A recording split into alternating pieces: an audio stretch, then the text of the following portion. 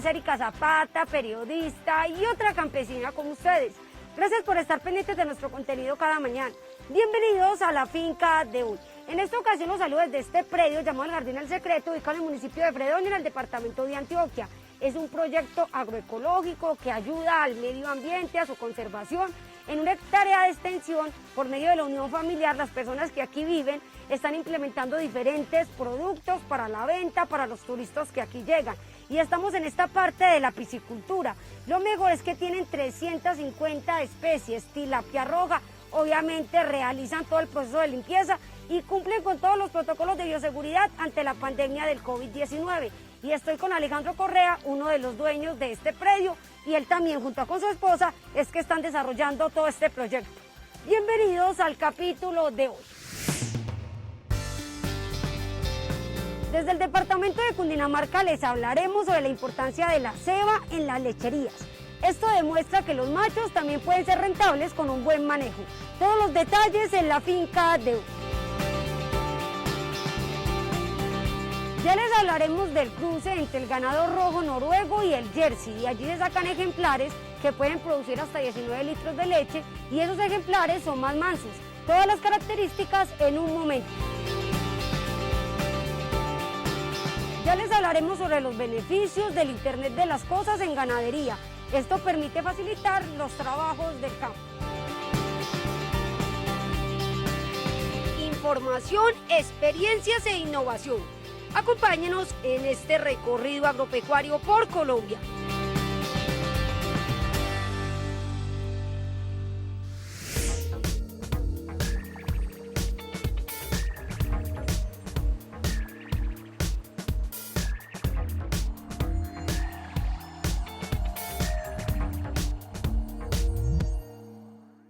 Madrugar diariamente para alimentar y mantener a sus vacas en el mejor estado corporal y que éstas alcancen niveles de producción satisfactorios ha sido la prioridad de don Marcos Moreno, quien ha trabajado toda su vida con la producción láctea. Sin embargo, el nacimiento de 3 nuevos machos de las 7 vacas que tiene en su hato y el deseo de aprovecharlos al máximo lo hizo pensar en la ceba como otra alternativa para recibir ingresos extras. Es como un guardadito que deja uno ahí en caso de emergencia, que no haya, cuando las vacas esteten, entonces ahí está uno preparado para surtirle la comida. Pues eso se saca aproximadamente la comida por ahí en año y medio, se saca un animal ya para la ceba, para la fama.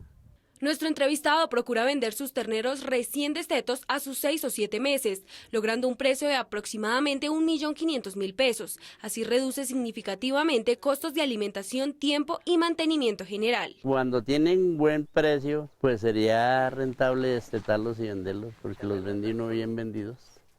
¿Y se evita mucho trabajo? Se evita trabajo y se evita comida. Por otro lado, cuando los animales ya son direccionados al negocio de la ceba, son alimentados a base de palmiste, silo, concentrado, agua constante y forraje. En los primeros días, esos se tienen con curia por ahí, cuidados con racita, levante y eso, así para ayudarles en la comida, para que se críen bonitos. Salen por allá 2.200.000, 2.500.000. Depende de la plaza, depende el precio que tengan. Estos machos permanecen la mayor parte del tiempo en el establo, pues don Marcos asegura que la conversión del alimento es mucho más rápida. Los animales no gastan energía en búsqueda de comida y arrojan mejores resultados a la hora del sacrificio. No obstante, cuando no hay mucho espacio allí, algunos se quedan en los potreros. La razón para tenerlo en el establo es para mí es que se van a mantener más cuidaditos, más alentados, porque no les da sol. Cuando llueve no se mojan, aprovechan su comidita ahí, se les tiene cuidado, que tomen su agüita y ellos se van a criar bonitos, lucidos. Expertos afirman que la rentabilidad de la ceba está ligada al tipo de alimentos que suministre a sus animales, pues para obtener resultados excelentes debe tener en cuenta que los novillos consumen cerca del 12% de su peso en forrajes, 100 gramos cada día de sales mineralizadas y suplementos energéticos que aceleren la ganancia de peso e incrementen el volumen cárnico del animal. En este momento, así como están estos, están de 22, 23 arrobas. Dos, hay uno menos que la CU, esa sí tiene por ahí 15, 18 arrobas. La alternativa de ceba implementada en esta finca lechera ha podido suplir con los costos invertidos en alimentación, necesidades básicas de la finca y personales de quienes viven allí. Además, ha sido considerada un refuerzo económico debido al bajo precio que se paga por una botella de leche. Para mí me he dado cuenta de que pues nosotros sacamos la leche al carro primero, ¿sí? Pero la pagan muy barata. Entonces, si decimos algo que una gaseosa 350 vale 1.700 pesos y una botella de leche vale 650 pesos, uno tiene que bregar a venderse porque tiene que buscar para uno también.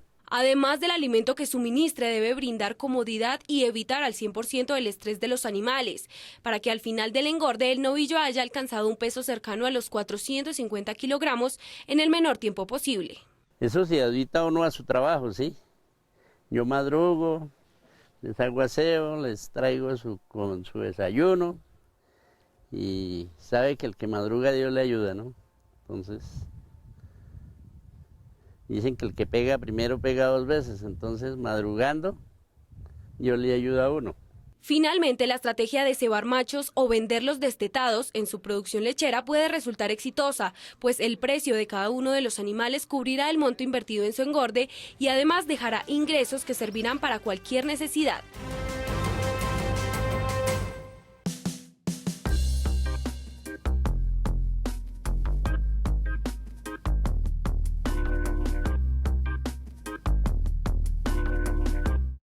Los claveles son una de las flores que más exportan nuestros agricultores nacionales a países como Estados Unidos, Japón, Reino Unido, entre otros, gracias a sus altos estándares de calidad que aseguran los mejores tamaños, colores y conservación para satisfacer los mercados mundiales.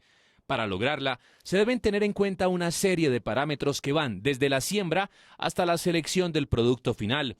En medio de estas etapas, el productor no debe pasar por alto el corte adecuado de la flor que le permite al tallo crecer con vitalidad. Una vez se siembra, después del alistamiento obviamente de la cama, el llenado de la cama con el sustrato que utilizamos, a las 4 semanas después de la siembra se hace el despunte. Con el despunte garantizamos productividad y calidad de nuestros tallos. Vienen todas las labores de refresque, de nutrición, las labores de sanidad, las aplicaciones, todos los programas que manejamos en la finca y esperamos tener las primeras flores en la semana 22, semana 26, dependiendo de la variedad. Los floricultores deben realizar labores de encanaste y desbotone en el cultivo cada 2 semanas.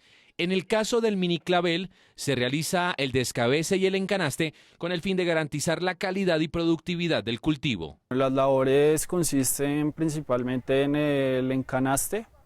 Este consiste en guiar las plantas con las mallas de tutoraje para tener tallos rectos, que no pierdan, no se doblen, no pierdan la calidad que buscamos, que es un tallo de 80 centímetros, y recto. El desbotone consiste en quitar los hijos que posiblemente se unan en las hojas del tallo con el propósito de darle dominancia a la flor principal y obtener buena calidad. El desbotone lo hacemos para garantizar la calidad de la flor principal. Le quitamos los botones que salen lateralmente donde está la unión de las hojas, que son las axilas. Esto se hace cada 2 semanas aproximadamente, tratamos de hacerlo de esta manera a partir de semana 10 y constante en el ciclo hasta que se corta la flor. No hacer un desbotone adecuado genera consecuencias en la cosecha. De hecho, puede correrse hasta 3 semanas. Asimismo afecta la calidad de la flor. El no hacer el desbotone implica primero que vamos a tener una cosecha desplazada, es decir, que si esperamos una cosecha dependiendo de la variedad de 26 semanas, al hacer esto tarde, la cosecha se va a correr, se puede correr 1, 2, 3 semanas y aparte esto le va a quitar fuerza al botón principal, entonces se va a ver afectada la calidad de la flor.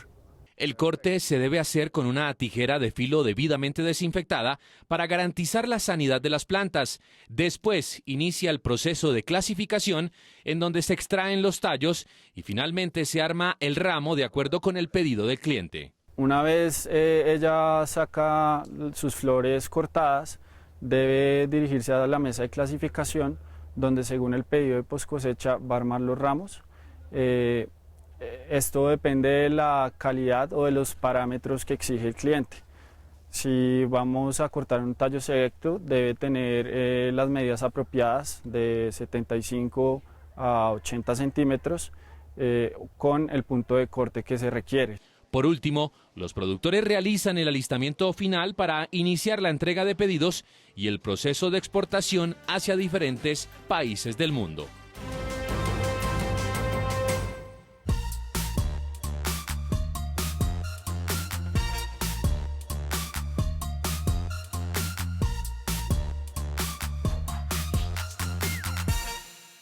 Lo que es la parte de hongos, enfermedades, pues al durazno lo afecta bastante y por este clima, que es un clima húmedo, la humedad relativa es alta, nos afecta bastante la monilia, que es una pudrición ya en la fruta, que es cuando más lo notamos. Claro que ella también ataca flores y otras partes de la planta. La primera parte de la planta en ser atacada es la flor. Los pétalos son afectados por el hongo, produciendo manchas de color marrón que se van propagando hasta llegar a la fruta y luego tornarse negras.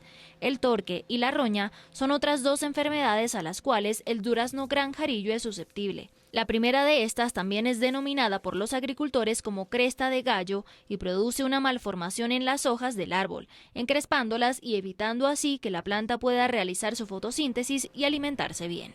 Lo del caso de la roya nos ataca las hojas, produce por el en vez de la hoja notamos un polvillito color café, termina por amarillando las hojas y el ataque es muy severo, termina por defoliar también la planta.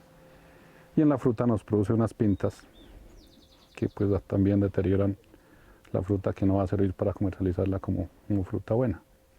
Ya nos pasaría una fruta pues de industria que llamamos, que no nos la pagan bien en el mercado. Entre las plagas más comunes que pueden atacar al cultivo están los thrips, insectos muy pequeños que para los agricultores solo es posible ver con lupa. Son animales que van succionando las hojas, provocando cicatrices y también deformación en los frutos jóvenes, los cuales van creciendo defectuosos y al momento de la cosecha son duraznos no aptos para comercializar. A veces mucho agricultor pasa por desapercibido la presencia de estas plagas por su tamaño. Y ya también tenemos plagas más grandes como cucarrones que le hacen daño a la fruta como tal. Lo que hacen es morder básicamente la fruta. Se le causan algún daño y por ese daño puede ser pequeño, pero a través de esa herida que le causa ese cucarrón ya llegan también la ayuda de los hongos que la terminan por dañar. Los ácaros, considerados también como plaga, tampoco pueden verse a simple vista. Son artrópodos que afectan principalmente al follaje de la planta, dando como resultado hojas punteadas y en las frutas que están empezando a salir ocasiona una especie de raspado en la corteza. Estos pequeños animales pueden hacer que el árbol pierda su vigor. Para prevenir esta y otras afectaciones por insectos, son varias las recomendaciones a seguir. Caemos en el error de sembrar muchas plantas por unidad de área y se nos forma un monte y todo eso influye en que las plagas se nos almacenan ahí, los mismos hongos. Todo eso hay que hacerlo. Ya finalmente cuando vemos que una plaga pues nos está atacando y con la control cultural no hemos logrado, pues debemos aplicar agroquímicos. Tratamos de aplicar agroquímicos de bajo impacto. Una distancia de siembra que esté por encima de los 2.5 metros de separación, un control frecuente de malezas, al igual que la poda regular de los árboles, evitará que haya focos donde se hospeden los diferentes insectos que atacan al durazno. Lamentablemente o favorablemente, pues tenemos que convivir con todos los componentes de la naturaleza. Se nos presentan ataques de pájaros, sobre todo cuando la fruta está en este estado madurando. Pues es una fruta muy dulce y suave, blanda, que le permite que las aves lleguen a picarlas. Pues ante eso es difícil, pero la verdad ellos vienen y hacen un daño. Nosotros como agricultores sabemos que algo van a llevar ellos, pero tampoco se lo llevan todo. Una estrategia para disminuir el ataque de los pájaros a este tipo de fruta es acortar el tiempo de recolección, pasar de 2 meses a 1 mes y con eso el cultivo está menos expuesto a las aves. Además, deben hacerse podas más intensas y raleos a los 3 meses luego de la floración. La trivia del campo. Conviértete en un experto con la finca de hoy. Pregunta: ¿cuál de las siguientes razas de codorniz se usa mayormente para producción de huevos? A. Codorniz norteña. B. Codorniz japónica. C. Codorniz común. Piénsalo bien y descubrirás la respuesta correcta.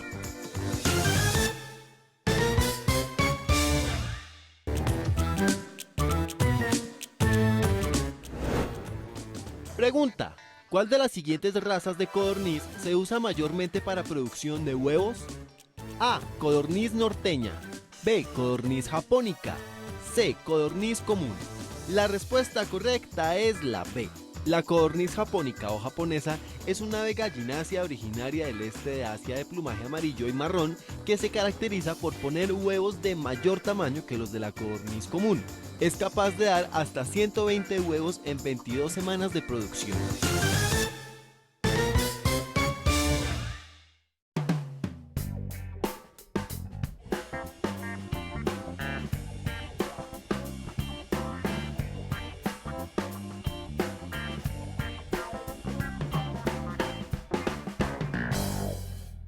En búsqueda de docilidad en la producción láctea, este ingeniero agrónomo y ganadero decidió realizar un cruzamiento entre ganado jersey y rojo noruego, pues en inicios el trabajo con rojo noruego puro se convirtió en un dolor de cabeza debido a que estos animales son mucho más agresivos y de temperamento fuerte, lo que impidió la efectividad y éxito en su lechería. La idea era mejorar genéticamente a través de la producción de leche y la resistencia un poco más a enfermedades, un poco la rusticidad y pues un poco también la calidad de leche. Los ejemplares F1 de esta línea genética han arrojado resultados buenos en cuanto a su condición corporal, ya que se han establecido en un peso intermedio de los 430 kilogramos que alcanza la raza Jersey y los 600 de la raza rojo noruego. Nuestro entrevistado opina que lo ideal es obtener animales medianos, pero con buena musculatura para la facilidad en el manejo. Tratando de que los animales son de un porte un poco más bajo, no sean animales tan grandes. Un animal entre más grande, pues también pues su espacio, su peso, su talla va a ser mucho más complicado de manejar. Entonces por eso hemos tratado de buscar ese cruce. A pesar de que las dos razas principales de este cruce son excelentes productoras lácteas, es importante también que sean buenas mamás, pues de esto dependerá la repoblación del hato y la productividad del mismo. Estos bovinos, por ejemplo, crían terneros fuertes y vigorosos. Cuando son novillas a vacas, pues simplemente las vacas acepten ese ternero. Hay vacas y razas que son muy reacias con sus propias crías. Ellas no, ellas han sido como muy aceptadas. La leche de la raza Jersey es considerada, según expertos, la de más alta calidad, pues contiene desde 15 a 20% de proteína, 16% más de calcio y 11% más de fósforo que otras razas. Y cuando hablamos de rojo noruego, esta tiene un porcentaje de grasa del 3.9 o 4%. Los valores nombrados anteriormente permiten mejorar la calidad del líquido y además la sostenibilidad de litros en producción que vacas normando no consiguen. Cruces que tenemos entre rojo noruego y Jersey están más o menos oscilando entre los 18, 19 litros en su primer tercio de lactancia. Rojo noruego por Jersey se mantienen. Podemos llegar al 7º mes, al momento de secarlos, en una producción de 14, 15 litros, que eso es favorable para una ganadería y para una lechería. Algo que es favorable para ellas es la sostenibilidad que tiene esa lactancia. Normando es un poco, su curva de lactancia decae mucho más rápido. Digamos, su primer tercio de lactancia llega a 18, pero ellas pueden caer fácilmente a 13, 14 litros. Ejemplares como este son de fácil adaptación a cambios climáticos bruscos y resistente a enfermedades que estos fenómenos provocan, tal como el mal de la paleta, el cual puede llegar a causar la muerte del animal. No obstante, es importante siempre implementar el debido proceso de vacunación para evitar pérdidas en la línea productiva. Son animales que no se enferman. Acá favorablemente hemos tenido ventajas con nuestros animales que son que poco se enferman, animales que son adaptados al frío, a las temperaturas bajas. Aquí pues por ser un ecosistema de alta montaña pues tenemos esa variabilidad. Aquí tenemos días soleados, al mediodía pues es un calor insoportable, pero en las madrugadas podemos tener una temperatura de 1 o 2 grados, entonces son animales que se han adaptado a esas condiciones. Nuestro entrevistado recomienda elegir animales que sean sobresalientes en el propósito que se desee, pero sin dejar de lado la docilidad y el comportamiento del mismo, ya que estos aspectos son fundamentales para su crianza. Los cruces como el rojo noruego por Jersey brindan rusticidad, buena postura, pero tranquilidad y serenidad a la vez. La idea es mantener ese híbrido como tal, que no sea totalmente puro, ¿sí? Pero siempre en un mejoramiento genético buscando esas muy buenas condiciones de rusticidad, de producción. Lo ideal es mantener esta serie de cruces realizando contraste de temperamentos, pero que se tenga en común la excelente productividad láctea. Si lo logra, contará con bovinos que serán amansados para ordeño en menos de 2 días, con picos de hasta 23 litros de leche en producción, lo que generará mayor ingreso para su explotación.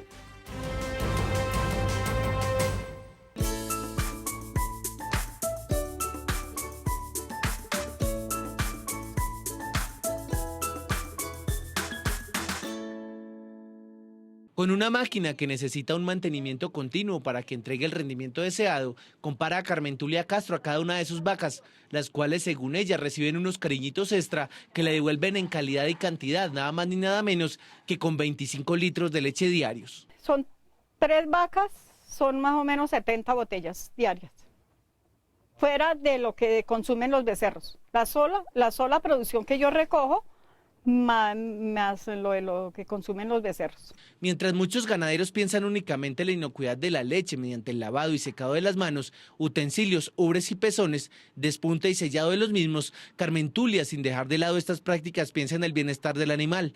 Así, después del lavado y el despunte, es decir, de extraer los 3 primeros chorros de leche, aplica margarina en cada uno de los pezones. Según ella, para que el contacto de las ubres con sus manos sea lo menos traumático posible para el animal. Es preferible la medio cremosa. Entre más blanda, mucho más fácil para poderla untar. La margarina es con el propósito de que se suavice el pezón y la vaca no se le reseque, no se le empiece como a molestar, a hacérsele peladuritas y así más fácil, más suave el ordeño. El segundo truco reemplaza el producto tradicional que se utiliza en el sellado con el que se desinfecta el área trabajada y se previene la mastitis. Sin abandonar el objetivo de eliminar las bacterias, en la finca Los Eucaliptos la limpieza de las ubres después del ordeño está en manos del vinagre. El vinagre es un desinfectante y lo utilizo como para bañarles, para quitarles la baba que le deja al becerro después de amamantar, que esa baba es la que atrae a los moscos para que las piquen. El tercer truco de esta ganadera ubicada en la vereda La Estrella del municipio de Caquetá, Cundinamarca, busca garantizar la salud plena de las ubres, evitando la aparición de granos o abscesos. Para ello se vale de la aplicación de una crema de uso tradicional en humanos como paso final dentro de su rutina de ordeño. Por experiencia he tenido de que esa crema, lo uno es como un antirrepelente para los insectos, no por el olor fuerte, por el sabor como amargo, ellos no se pegan a picarle la ubre. Y lo otro que sí se nota que es sanativo, si llegan a tener ya los granos. El mosco molesta y las pica y entonces les forma granos y ellas van a molestar mucho para ordeñar. Técnicamente esta crema, que se compone de azufre, ácidos salicílicos y benzoicos, combate hongos, bacterias, microorganismos, verrugas, callos y otras lesiones causadas en la piel por la abundancia de células. Los cuidados de Carmen Tulia con sus vacas inician desde el momento mismo del parto. Una vaca recién que da la cría, ellas están muy sequientas por el tiempo del proceso del parto, que dura más o menos entre 3 y 6 horas. Se le da el aguamelaza tibia, se tibia bastante agua y se le da hasta que ella se llena, hasta que ella ya no quiera más. Por ahí más o menos se le da como 1 libra de melaza dentro de esa agua. No se le da mucha sal para evitarle la fiebre. Este propósito es con el fin de que la vaca no se le suba la temperatura, la fiebre, le ayuda a sacar la fiebre el agua tibia y así no tengo problema de que las vacas se me enfermen y tenga baja producción. Con la melaza disuelta en 30 litros de agua hirviendo y que deja reposar, nuestra entrevistada asegura evitar la fiebre de la leche, que no es otra cosa que el intento del organismo por reponer el calcio plasmático perdido durante las 72 horas siguientes al parto. En la dieta evita suministrar forrajes que superen los 40 días de sembrados o del rebrote. No, a esa vaca se le dan únicamente pastos frescos, se mantiene en sombra, no, el pastoreo el más reciente, más fresquito que haya, no se le dan suplementos para evitar que se le endurezca la materia fecal y se produzca una ranilla. El destete de los becerros para que no agoten a la vaca ocurre de manera controlada y empieza a los 3 meses cuando se les va disminuyendo la disponibilidad de leche hasta que cumplen los 7 meses cuando el vínculo madre e hijo se ha roto totalmente. La suplementación diaria con una mezcla de 3 kilos de palmista y 3 kilos de maíz partido es su truco principal en la alimentación.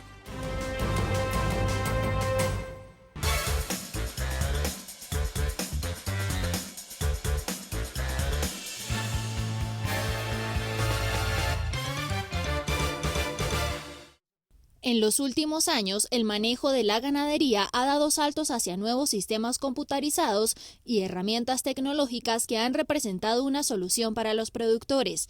El Internet de las Cosas, en la actualidad, juega un papel importante al implicar una interconexión digital de objetos cotidianos con el Internet y softwares específicos utilizados en cada predio. En nuestra estrategia hemos entonces apuntado en este momento a tres puntos en el que se denomina Internet de las Cosas o IoT o Internet of Things, como se diría en inglés. Primer punto, todo lo que está relacionado con la rotación de praderas. Uno siempre cada que arranca el año nuevo dice, este año se va a llevar el registro de las praderas, de qué ganado entró, a qué potrero, en qué fecha y cuándo salió, para poder tener los días de permanencia, los días de recuperación y saber exactamente qué está pasando con las praderas mes a mes en la ganadería. Pero es un trabajo dispendioso, es un trabajo operativo, un trabajo de mucha dedicación y rápidamente, con tantas cosas que hay que hacer en la finca, se va dejando y o no se hace, o cuando se hace es imprecisa la información. Para la automatización de la rotación de praderas existe una cuellera o collar GPS que se puede usar bajo programación grupal o individual. Cuando el animal de un lote se mueve, cambia la geoposición, se transmite vía GSM a la nube. El software utilizado se enlaza a la internet sincronizando los nuevos datos y posiciones. Le coloca la cuellera grupal y ya sabes exactamente cómo es la rotación de ese animal o ese grupo de ese lote de ganado, perdón, en sus potreros. También se puede hacer una programación de tipo individual en donde se coloca a un solo animal, por ejemplo a un toro, se le coloca su collar con GPS y usted puede saber exactamente ese animal cada día de su vida en dónde estaba parado, en qué potrero de la finca. La detección de celos de forma digital es una herramienta útil para los procesos de inseminación artificial. Es clave que los inseminadores sepan la hora en la que una hembra entró en celo para fijar el momento exacto en el cual realizar el procedimiento. En esta tecnología, que a las hembras se les coloca un microchip en el sacro, al recelador o a una vaca androgenizada se coloca un arnés con un sensor en el pecho, que cuando la hembra entra en celo, pues ese recelador la monta y cuando la monta se activa el sensor, lee el chip del sacro de la vaca, se identifica que vaca está entrando en celo y la información se transmite a la nube. Estando en la nube, esa tiene dos direcciones. Una, automáticamente se registra en el software que la vaca entró en celo, sin digitar, automáticamente te registra el celo o el servicio de la hembra y por otro lado le manda una información al celular del inseminador que le indique que la hembra está entrando en celo, a qué hora hay que inseminarla y con qué hora hay que inseminarla. La detección de celos en campo bajo condiciones normales está entre 35 y 45%. Haciendo uso de estas herramientas se puede llegar al 75 o incluso 80% de detección. Entonces, toda esta tecnología es inalámbrica. Usted le coloca la cuellera a su vaca y hace la siguiente rotación de praderas. Le coloca el arnés al recelador y el chip a las hembras vacías y usted puede hacer detección de celos vía inalámbrica, vía GSM. Hoy en día, el Internet de las Cosas puede caracterizar el ambiente y monitorear el ITH, que es el índice de temperatura y humedad que puede llevar a los bovinos a tener estrés calórico, afectando varios aspectos de su vida productiva. usamos sensores. En este caso, el sensor de ITH, se coloca el sensor ahí en el potrero y él mide hora a hora la temperatura y humedad relativa y transmite eso vía GSM a la internet. Y cuando usted sincroniza su máquina, en la mañana te cae la curva de temperatura y humedad relativa que usted tuvo en su ganado y cómo fue el estrés calórico de tu ganadería. Los sensores permiten identificar cuáles temporadas del año son climáticamente mejores para programar partos u otros procedimientos con los animales. Todas estas herramientas tecnológicas pueden ser utilizadas no solo en ganadería bovina, también es funcional para producciones ovinas y caprinas.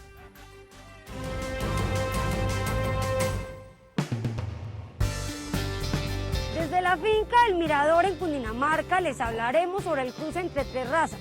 De ahí se saca el ejemplar o el animal F1 que tiene buena versatilidad y rendimiento. Todos los detalles en un momento. Ya les hablaremos sobre el cultivo de caña artesanal para producir de alguna manera panela natural y así contribuir tanto a la salud de las personas como a la inocuidad del producto. ¿Qué se debe tener en cuenta? Ya se los contamos. De la mano de un cunicultor boyacense conoceremos 6 recomendaciones para mejorar la cantidad de gazapos por camada para que crezca más rápido y tenga mejor peso. Continuamos en este recorrido agropecuario por Colombia.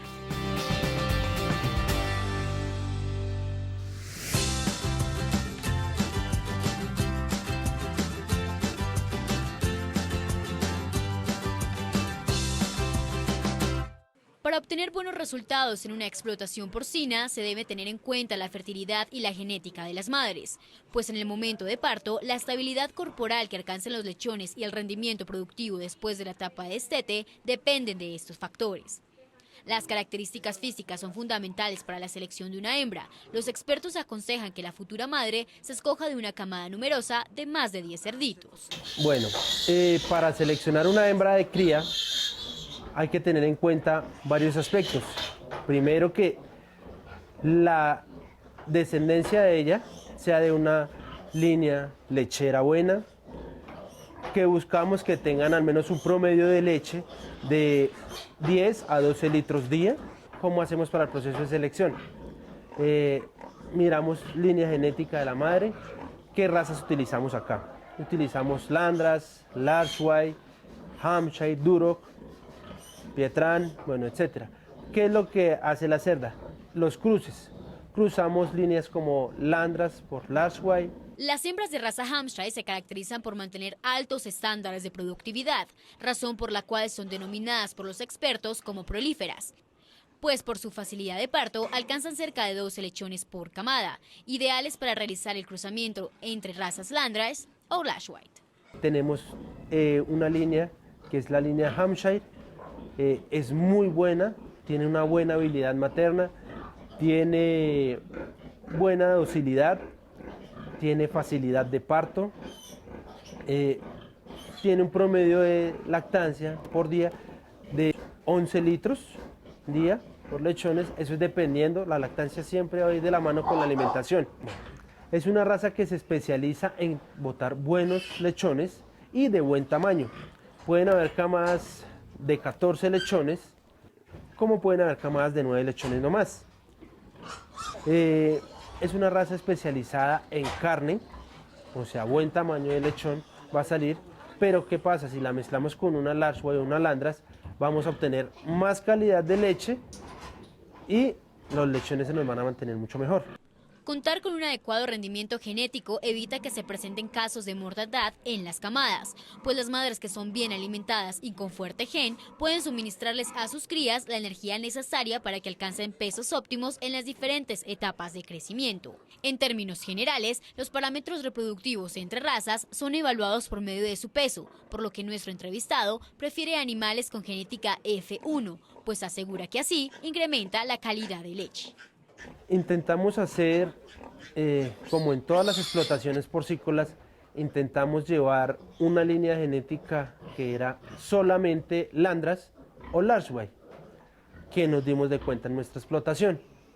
En nuestra explotación nos damos de cuenta que es más conllevadero hacer un F1 que sea más resistente, que nos dé más rusticidad y que nos dé de pronto no la misma cantidad de lechones, pero sí que la cantidad de lechones que nos dé nos los lleven a un destete bueno. Es importante que las hembras para selección de madre posean un comportamiento dócil, pues este factor influye al momento de la crianza de los lechones y la producción de leche diaria, por lo que el porcicultor debe tener en cuenta la alimentación de las madres para que se mantenga equilibrada durante la etapa de calostro. Se le suministran 3 kilos de concentrado aproximadamente, se le suministran de 4 a 5 kilos de ponqué, yogur se les da para la hidratación, aparte del agua, se les suministran 4 o 5 litricos de yogur día para llevar una lactancia a un término bueno, que siempre la cerda esté produciendo buena leche. La etapa del calostro es primordial en los lechones. ¿Qué pasa? Apenas nacen los lechones, inmediatamente se limpian, se les hace la asepsia y se le colocan a la cerda. ¿Esto para qué? Para que en los primeros 2 días de vida, que es la etapa de calostro, ellos reciban por medio de ellos los suministros de energía que necesitan. El efecto heterosis se produce a partir del cruzamiento de razas y es descrito por los profesionales como el proceso en donde se mejora la genética para obtener altos índices de productividad dentro de las camadas. Es ahí donde la importancia de los cruces se ve reflejado tanto en la producción de leche como de carne.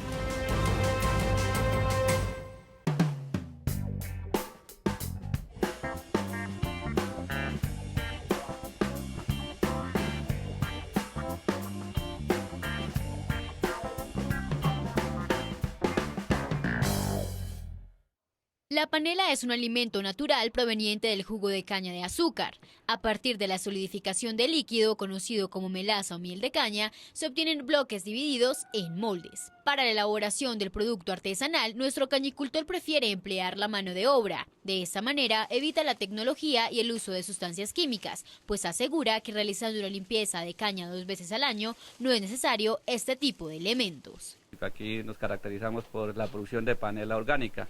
Desde empezando la panela, se extrae la miel de la caña, es totalmente natural, no tenemos, aquí no se puede meter tractor, no sé, ninguna tecnología, solamente se hace a mano y todo es orgánico, no utilizamos químico de ninguna clase. Llevo 3 años en este proceso, esto es todo artesanal, como ustedes se pueden dar cuenta, todo es hecho artesanalmente. Digamos, las columnas, acá le decimos visiones, son elaborados en piedra. El trapiche es en madera, todavía se muele con los bueyes, como se ha venido haciendo tradicionalmente en esta región de Labranza Grande. De 2.5 cargas de caña se generan 10 baldes de guarapo crudo y de esta preparación los productores obtienen cerca de 35 panelas. Estas son elaboradas en una hornilla donde nuestro cañicultor añade un palo de majagua para la consolidación de panela y la remoción de la suciedad del guarapo proveniente del molino. De esta manera obtiene altos niveles de calidad y rentabilidad en términos de costos. Bueno, iniciamos con el corte de la caña, que son 2 personas y uno cargándolo, se hace el día anterior. Al otro día tenemos 5 personas acá, que es los 2 prenseros, que es los que le meten la caña al molino, y el arriero y el hornillero, que es el que cocina la miel, y allá tiene un ayudante. El prensero es meter la caña al trapiche, uno por cada lado, y ellos se rotan. Después pasa un prensero a arriar, de eso va cayendo el guarapo al pozuelo residual, que aquí le dicen palado. Cuando se dice el palado es un palado, entonces se hace la rotación. Pues la producción es rentable porque pues tenemos un mercado, yo la vendo en Yopal, entonces pues aquí saco una panela más o menos de 1070 gramos, vale 5.000 pesos y es rentable. Todos los implementos que necesita el productor para la elaboración de la panela orgánica en esta finca son artesanales. Desde la estructura del hornillo con ladrillos preparados en la finca, el diente del molino para la extracción del jugo de caña, los recipientes donde se concentra el líquido y los separadores del bloque de panela. Con la implementación de estos elementos se reduce el tiempo de mantenimiento y se aprovecha para la siembra del cultivo. Primero que todo, en tierras buenas para la caña. Porque como te digo, aquí no utilizamos químicos, no podemos meter tractores o maquinaria porque el terreno no lo presta. Entonces, primero hay que hacernos la idea de tener una tierra muy buena. O sea, aquí todo es con la mano o con machete, no se utiliza. Y otro que se utiliza acá para el cocinado es el bagazo. El bagazo más grueso se alza en el zarzo, que aquí le llamamos, o troja, y eso sirve para cocinar la panela. Un valor agregado que se produce a partir de la siembra de caña es la cachaza, un subproducto usado normalmente por los cañicultores como fertilizante natural para el abono de los suelos. Y en una hectárea de caña uno tiene más producción, porque muele uno 2 veces al mes, y si uno le saca beneficio-costo, da mucho más la caña. El abono que se le echa es la misma caña produce su abono.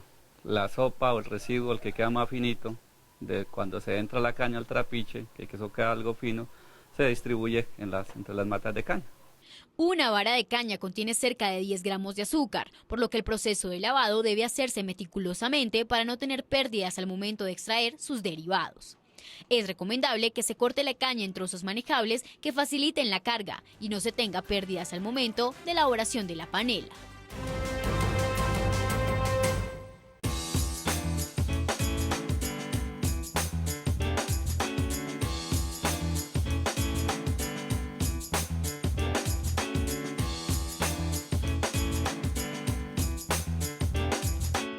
El esquejado es comúnmente usado como un método de multiplicación vegetal, pues para los cultivadores obtener ejemplares parcialmente idénticos entre plantas aumenta los estándares de calidad dentro de los cultivos. Este método consiste en obtener fragmentos de la hoja, tallo o raíz de una planta madre e introducirlos nuevamente a la tierra para que germinen. Un esqueje es básicamente un brote de una planta madre que va a terminar siendo la que nos da las flores de producción. Nosotros acá una planta madre la tenemos, el ciclo completo es de 52 semanas, donde sacamos más o menos entre 48 y 52 esquejes por planta. Estamos en el área de planta madre, que es el área donde empezamos todo el proceso de producción.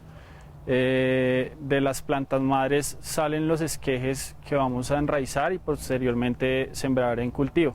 Una planta madre es aquella que ha desarrollado sus propias raíces y uno de sus principales potenciales es ser clonada a partir de la extracción de esquejes. Estas son seleccionadas con base a su versatilidad y su facilidad de producir cosechas abundantes, con resistencia a enfermedades y con buena capacidad para desarrollar enraizamiento. Una vez cosechados los esquejes, pasan posteriormente a la zona de enraizamiento, donde le damos las condiciones para generar raíz y posteriormente llevarlos a cultivo. En la cosecha, nosotros tratamos de garantizar esquejes de 3,5 pares de hojas, que serían los parámetros de calidad ideales para un esqueje que va a pasar posteriormente a la zona de enraizamiento. La mayoría de las plantas se reproducen con facilidad a través del tallo. Sin embargo, existen variedades tipos de esquejes extraídos de las hojas o yema de las plantas. En el caso del esquejado del tallo, el fragmento utilizado puede medir de 7 a 15 centímetros de largo y para su reproducción es fundamental que se le proporcionen las condiciones climáticas ideales.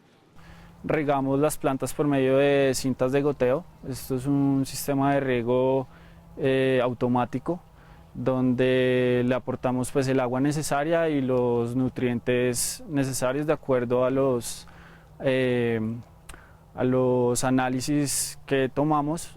Nosotros elaboramos una fórmula nutricional especialmente para esta área. Acá adentro procuramos tener la misma temperatura de los bloques en producción. Es una temperatura más o menos de 28-32 grados y manejar una humedad relativa de mínimo el 60%. El despunte es un proceso que los floricultores realizan desde la 4ª semana de vida de la planta. Esto con el fin de generar brotación y obtener los esquejes necesarios para incrementar las producciones. En esta etapa es donde se corta el tallo principal para conservar las ramas. Para ello es necesario emplear herramientas como tijeras de despunte o incluso la manufactura. Esto lo hacemos de misma manera alrededor de la semana 4, semana 5 de vida, después de siembra, donde quitamos el brote principal que trae la planta para quitar dominancia apical y generar la brotación. A partir de estos brotes empezamos a hacer una selección para darle las condiciones a la planta de seguir brotando y tener los esquejes que vamos a utilizar en la producción. Los expertos aseguran que no es aconsejable que los esquejes se encuentren ubicados en una zona donde les dé la luz directa del sol, ya que en ocasiones puede incrementar el secado de la tierra y limitar el crecimiento de las hojas. También se recomienda hacer uso de las prendas adecuadas para ingresar a los cultivos, para evitar futuros daños. En esta área debemos tener los mayores cuidados de asepsia. Las personas que están acá dentro deben contar con unas batas que las identifica, deben usar guantes, deben tener desinfectante y en la entrada deben hacer una desinfección con antibacterial y los pies, los zapatos con cal. Una vez es tomada la muestra de la planta madre, los fragmentos son puestos en refrigeración, con el fin de que las propiedades vegetales se conserven y estén listas para la hora del enraizamiento. Es recomendable que después de que cada operario completa un manojo de 50 esquejes, sean puestos en neveras por aproximadamente una semana.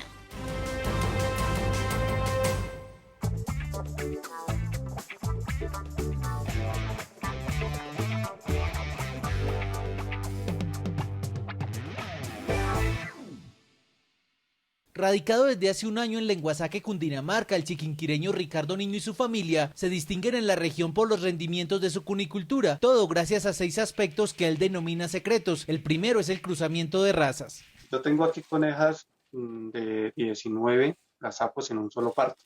He logrado sacar conejo de 60 días, de un promedio de, una hibridación de conejo cárnico con conejo gigante. He llegado a obtener 6 libras en 2 meses. Entonces, estoy especializándome en lo que es la raza, la gama de los holandeses, toda la gama de las mariposas. También tengo chinchillas, tengo leonados y tengo algunos azul de Viena y también tenemos por ahí Silver Fox y algunos cabeza de león. El segundo secreto tiene que ver con la infraestructura para la estabulación de sus conejos. Acá, cuando cada conejo cumple los 3 meses de vida, pasa a habitar solo en una de las jaulas. Ya desde los 40 días ha sido separado de la madre. Mis jaulas son de 95 de largas por 45 a 50 a 60. Ya tengo 3 medidas diferentes. Una coneja de 16 libras tiene una jaula de 1 metro de larga por 55 de ancha por 50 de alta. Vivo, digamos, en una parte alta y tengo que tener una barrera protectora de aire en redondo en mi galpón. Y dentro del galpón, a 1,5 metros de distancia, manejo cortinas. Sí, para ventilación y extracto de olores. Entre más el olor de la orina, pues que es fuerte en los conejos. El tercer secreto de Ricardo tiene que ver con la premisa, hablando en términos reproductivos, de que el conejo es un animal nocturno en conexión directa con las fases de la luna y que también hay una incidencia directa de la edad. Así el despertar sexual ocurra hacia los 3 meses de vida. Los conejos se montan después de las 10 de la noche en un guante.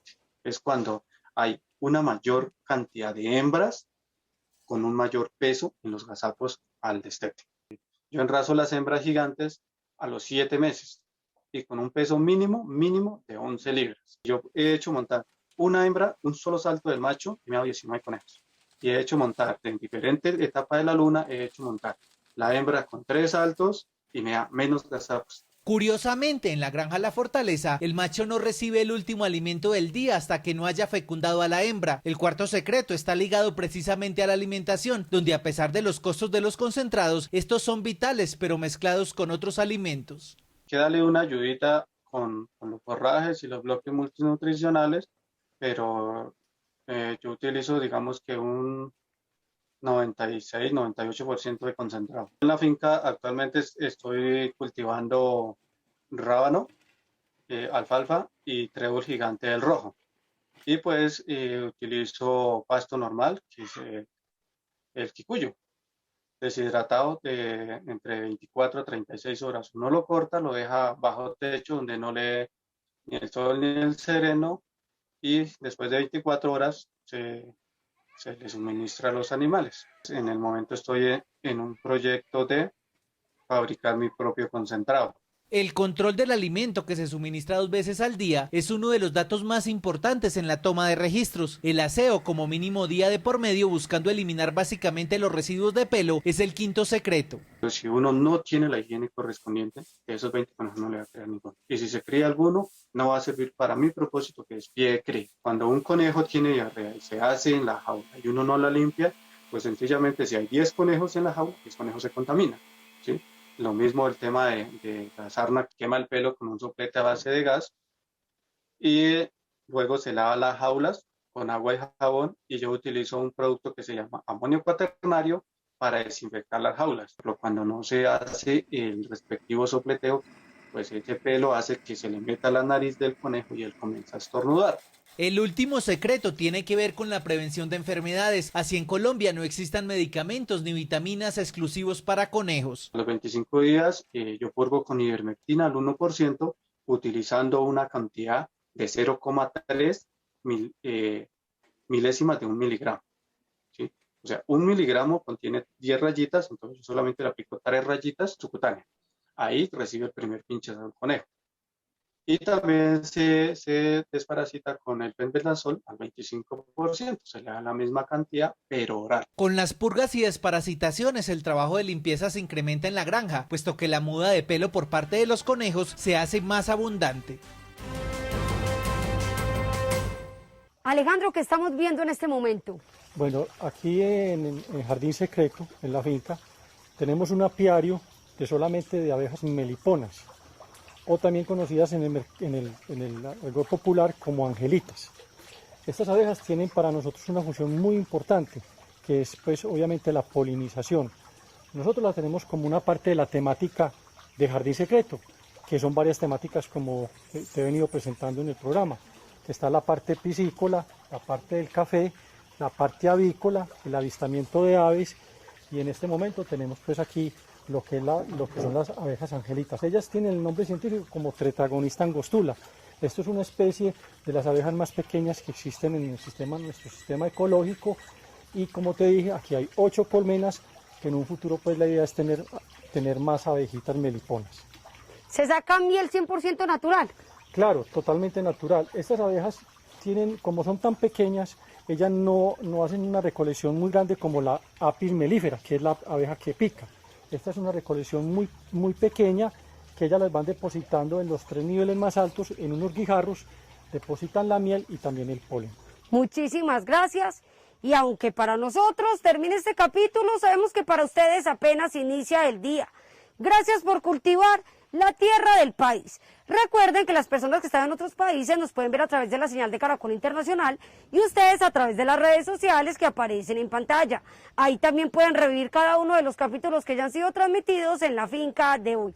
Mañana tenemos otra cita bien temprano, pero quien madruga, Dios le ayuda, y todos los días madrugamos para aprender del trabajo de nuestros campesinos. Hasta pronto.